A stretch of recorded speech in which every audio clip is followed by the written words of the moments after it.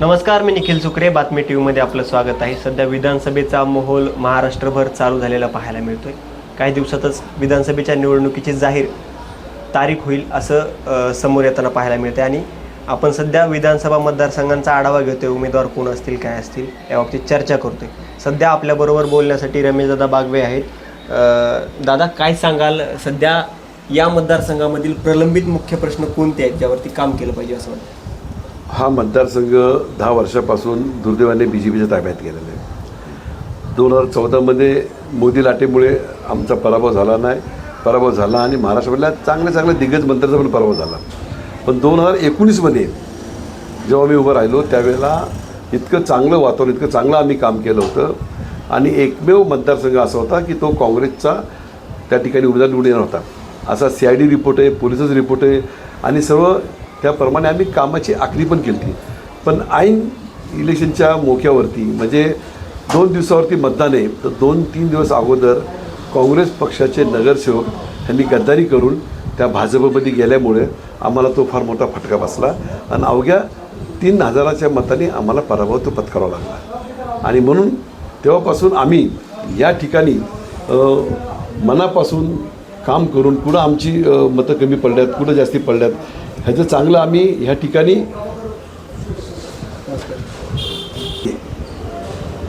ही सर्व आखणी करून आम्ही त्याप्रमाणे मतदारसंघाची बांधणी केली होती आणि त्या अनुषंगाने आम्हाला थोड्या मतांनी पराभव पत्करावा लागला.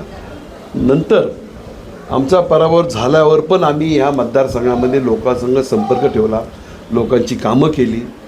प्रत्येक गल्लीमध्ये, वस्त्यामध्ये, सोसायटीमध्ये प्रत्येक समाजाचा विश्वास त्या ठिकाणी संपादन करून त्याची कामं केली आणि परत हा मतदारसंघ आम्ही बांधला. त्याचा परिणाम लोकसभेला आम्हाला पाहायला मिळाला.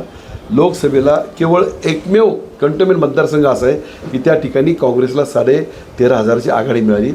दुर्दैवाने बाकी सर्व मतदारसंघामध्ये काँग्रेस पिछाडी होती. त्याच्यामुळे हा मतदारसंघ काँग्रेसला अत्यंत चांगला आहे. काँग्रेसची दावेदारी राहिलेली आहे कॅन्टोन्मेंटवर. तुम्ही या ठिकाणावरून मंत्रीसुद्धा राहिलेले आहात, गृहमंत्री. आता जर बघितलं तर एका माजी गृहमंत्र्यांच्या नजरेतून सध्याचं प्रशासन कसं काम करत आहे आणि सध्याचे गृहमंत्री काम करतायत का व्यवस्थित, काय वाटतं? सध्याचे गृहमंत्री देख के आंदन सुन के बहिरा अशी अवस्था आहे. गृहमंत्रीपद इतकं महत्त्वाचं आहे, फार त्याला काम करू शकतो. पण उलट त्यांच्याकडे गृहमंत्री असल्यामुळे ह्या पुण्यामध्ये, राज्यामध्ये गुन्हेगारांचा आलेख वाढत चाललेला आहे. पुणे शहर हे विद्येचं माहेरघर होतं, सायकलीचं शहर होतं, पेन्शनचं शहर होतं. पण आता हे कोयता गँगचं शहर झालेलं आहे, बलात्काराचं शहर झालेलं आहे, ड्रग माफियाचं शहर झालेलं आहे, खड्ड्यांचं शहर झालेलं आहे. काय नाही म्हणून समस्या इतक्या वाढल्या त्या शहरामध्ये, म्हणजे शहरामध्ये, राज्यामध्ये. ह्या गृहमंत्र्याचं अजिबात लक्ष नाही त्या खात्यावरती.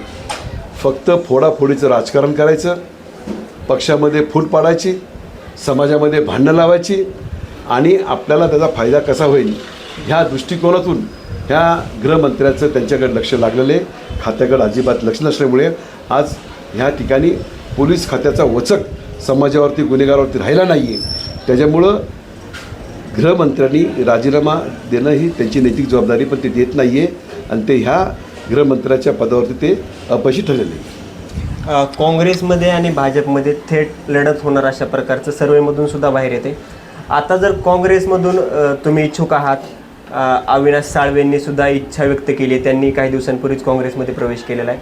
कसं बघता या परिस्थितीकडं? तुम्हाला कशा प्रकारे तिकीट मिळू शकतं आणि त्यांना तिकीट का नाकारलं जाऊ शकतं असं वाटतं तुम्हाला? इलेक्शनमध्ये प्रत्येकाला अपेक्षा असते की मला तिकीट मिळालं पाहिजे, मी आमदार झाला पाहिजे, नगरसेवक, त्याच्याबद्दल दुमत नाही. ते प्रत्येकाला अपेक्षा असतील.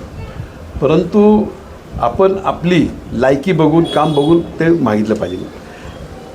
जो व्यक्ती 4-4, 5-5 पक्ष बदली करतो आहे, नगरसेवक होण्यासाठी तो कधी गवई गटामध्ये, कधी त्या राष्ट्रवादीमध्ये, कधी सेनेमध्ये, त्यांचा 4-5 पक्षाचा जो प्रवास करणारा जो व्यक्ती आणि जो मतदारसंघामध्ये राहत नाही, जो वडगाव शिरी मतदारसंघामध्ये राहतो, येरवडा राहतो, त्यांनी ह्या ठिकाणी काँग्रेसमध्ये येऊन मला तिकीट मिळणार अशा तऱ्हेच्या म्हणजे भ्रमात राहून नुसतं पोस्टरबाजी करून त्या ठिकाणी नेता होत नाही आहे. त्याला काम करावं लागतं, लोकांच्या सुखदुःखात जावं लागतं लोकांचे प्रश्न समजून घ्यायला लागतात, पक्षाला योगदान द्यायला लागतं, तेव्हा पक्ष तिकीट देतो. आणि म्हणून असे कोणी जरी आले काय आले तर मी त्याच्याकडे लक्ष देत नाही. आम्ही आमचं काम करतो आहे. आम्हाला माहिती काँग्रेस पक्षाची ॲडॉलॉजी आम्हाला सर्व माहिती. काँग्रेस पक्षाच्या ह्या प्रक्रियेमध्ये तिकीट कसं मिळतं, कुणाला मिळतं, काय मिळतं, हा मला 40 वर्षाचा अनुभव आहे. पण त्याच्याकडे आम्ही काही लक्ष देत नाही. त्यांनी किती पोस्टर लावून द्या, किती बॅनर लावून द्या, काँग्रेस पक्षाचे नेते हे काम करणाऱ्या कार्यकर्त्याला निवडून यायची क्षमता ज्याच्यामध्ये त्यांनाच तिकीट देते, हा निकष आहे. त्याच्यामुळं मला त्याची काही काळजी नाही. सध्या जर बघितलं तर राज्य सरकारनं मोठ्या योजना आणलेल्या आहेत. लाडकी बहीण योजना असेल, विद्यार्थ्यांना प्रशिक्षण योजना आहे, लाडका भाऊ योजनेच्या माध्यमातून स्टायपेंडची योजना काढलेली आहे, त्याची पण अंमलबजावणी सुरू केली आहे. वाटतं ह्या निवडणुकीच्या तोंडावरती ह्या योजना आणल्या गेलेल्या आहेत, म्हणजे याचं काय याच्यामागं त्यांचा उद्देश असू शकतो? हा निवडणुकीचा जुमला आहे. त्यांच्याकडं गल्लीपासून दिल्लीपर्यंत 10 वर्षापासून 15 वर्षापासून सत्ता आहे. त्यांना जर महिलांच्याबद्दल इतकं प्रेम असतं, लाडक्या बहिणीबद्दल इतकं प्रेम असतं तर 10 वर्षापूर्वी सुरू केली असतील. पण आता इलेक्शन जवळ आलं आहे आणि महाराष्ट्र तिजोरीमध्ये पैसा नाही, तरी पण ह्या ठिकाणी लोकांची दिशाभूल करून या ठिकाणी लाडकी बहिणीच्या योजनेच्या अनुषंगाने महिलांची मतं आकर्षित करण्याचे प्रयत्न करतात. हा फसवाप्रयोग आहे त्यांचा. या ठिकाणी आपल्याला माहिती आहे की महिलावरती किती अत्याचार होतात. लहान मुलगी असेल, तरुण मुलगी असेल, वयस्कर बाय असेल, अशा सर्व थरातल्या महिलावरती बलात्कार होताना दिसतात. तरी गृह खात्याचे त्यांच्याकडे तरी त्याच्यावर लक्ष नाही आहे. पोलिसांचा वचकच झाला नाही आहे. त्या ठिकाणी गृहमंत्री म्हणून जी आखणी करायला पाहिजे, जे नियमची अंमलबजावणी केली पाहिजे, ते त्यांच्याकडून होत नाही आहे. उलटपक्षी हा भाजप, हे मोदी सरकार महिलांच्याबद्दल यांच्या पाण्याचा दृष्टिकोन फार वेगळा आहे. तुम्हाला माहिती या ठिकाणी कुस्ती, ऑलिम्पिक कुस्तीपट्टू फोगट नावाची, तिच्यावरती इतका अत्याचार झाला तरी मोदींनी एक शब्द बोलला नाही. अत्याचार करणाऱ्या व्यक्तीवर कारवाई नाही केली. मणिपूरमध्ये महिलांची नग्नधीर करतात, महिलांवर बलात्कार करतात, मारतात, पण देशाचा पंतप्रधान त्या ठिकाणी अजूनपर्यंत भेटू शकत नाही.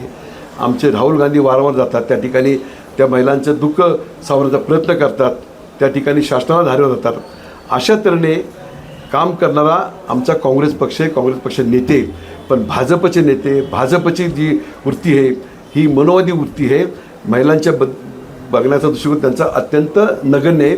त्याच्यामुळं ही जी योजना आणली ती फसवी योजना आहे. महिलांना चांगलं कळतं आहे की इलेक्शनच्या माध्यमातून हे आता आम्हाला 1,500 रुपये 2,000 रुपये द्यायला लागले हे मतं घेण्यासाठी. पण मतदार फार हुशार आहे. या ठिकाणी सर्व मतदारांना माहिती, ह्या 2 महिन्यामध्ये इतकी महामंडळ त्यांनी निर्माण केली. ह्या समाजाचं महामंडळ, त्या समाजाचं महामंडळ. तुम्हाला महामंडळ करायचं, त्या समाजाचा विकास करायचा तर 8-10 वर्षापूर्वी तुम्ही केलं असतं. पण इलेक्शन आलं आहे. काँग्रेसचं जे काम आहे, काँग्रेसची ती बांधणी केलेली, राहुल गांधींनी न्याययात्रा, भारत जोडो यात्राच्या माध्यमातून सर्व समाजाला घेऊन त्यांचे प्रश्न समजावून घेऊन या ठिकाणी जे काम केले, त्याच्यामुळं आज भाजपच्या पायाखालची वाळू सरकत चाललेली आणि सर्व थरावरती भाजपचे नेते अपयशी ठरल्यामुळे ह्या जुमला पद्धत त्यांनी आणली. त्याच्यामुळं आमच्या ह्या इलेक्शनला काही फरक होणार नाही. काँग्रेसचा विजय शहरामध्ये, राज्यामध्ये, देशामध्ये होणार आहे. नक्कीच ही काँग्रेसला जागा मिळणार असं तुम्ही सांगताय, पण हायकमांडनं जर आदेश दिला किंवा आणखी दुसरा उमेदवार तुमच्या व्यतिरिक्त जर राहिला तर रमेश दादा त्यांची मदत करणार की वेगळी काही भूमिका घेणार? काँग्रेससहित सर्व पक्षाला एक आमदार फार महत्त्वाचं आहे आणि महाविकास आघाडी धोरण आहे. ज्या पक्षाकडे जो मतदारसंघ आहे त्यालाच मिळणार आहे. आता हा मतदारसंघ काँग्रेसकडे आहे आणि काँग्रेसचा उमेदवार तरी थोड्या मतांनी पडला, ते पण काही लोकांनी गद्दारी केल्यामुळं त्याला पाळलं गेलेलं आहे, पडला नाही त्याला पाळलं गेलेलं आहे. त्याच्यामुळं ज्या उमेदवाराकडे मेरिट आहे, निवडण्याची क्षमता आहे, त्याला तिकीट मिळणार आहे आणि हा मतदारसंघ काँग्रेसकडे राहणार आहे. ह्याच्या व्यतिरिक्त आपण जे म्हणताय, जर त्या ठिकाणी आमच्या हायकमांडने निर्णय वेगळा घेतला तरी मी पक्षाचं काम करणार आहे. कारण की पक्षाला मानणारा मी काँग्रेस पक्षाचा पाईक शिपाई आहे. आमचे नेते, राज्याचे माजी मुख्यमंत्री अशोक चव्हाणांचा मी कट्टर समर्थक होतो. ते पक्ष सोडून भाजपमध्ये गेले, पण मी नाही गेलो. कारण की मी काँग्रेसच्या विचारसरणीने घडलेला आहे. फुले शाहू आंबेडकर, अण्णाभाऊ साठे, मौलाना अबुल कलाम आझाद, छत्रपती शिवरायाच्या विचाराने आम्ही काम करतो आहे, काँग्रेसच्या विचाराने काम करतो आहे. आमच्या रक्तामध्ये काँग्रेस आहे. मरेपर्यंत आम्ही काँग्रेसमध्ये राहणार हे मी तुम्हाला सांगू इच्छितो. आमच्या रक्तामध्ये काँग्रेस आहे, आम्ही मरेपर्यंत काँग्रेससोबत राहू. उद्या उमेदवारीचं काही असो, परंतु हायकमांडचा आदेश आमच्यासाठी सर्वोपरी असेल अशा प्रकारची प्रतिक्रिया दादांनी दिलेली आहे. बातमी TV साठी निखिल सुकरे, पुणे.